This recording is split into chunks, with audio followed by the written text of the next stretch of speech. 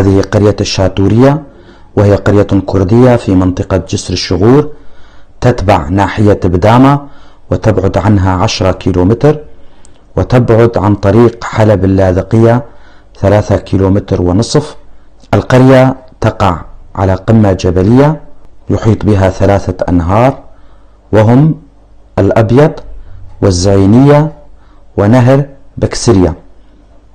عدد سكانها 1500 شخص، كلهم كرد لكنهم نسيوا لغتهم الكردية.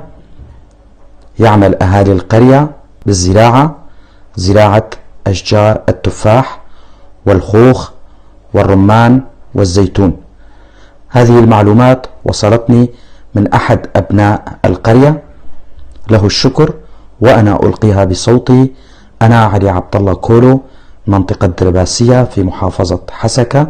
أتمنى كما يتمنى كل الكرد الناطقين بالكردية أن يتعلم أهلنا في قرية الشاتورية لغتهم الكردية، وأن يعلموها لأولادهم ويسموا أولادهم بأسام كردية، فلغتنا الكردية هدية من الله مثل باقي اللغات، وعلينا أن نتعلمها وأن نعلمها لأولادنا. دمتم أهلنا في قرية الشاتورية.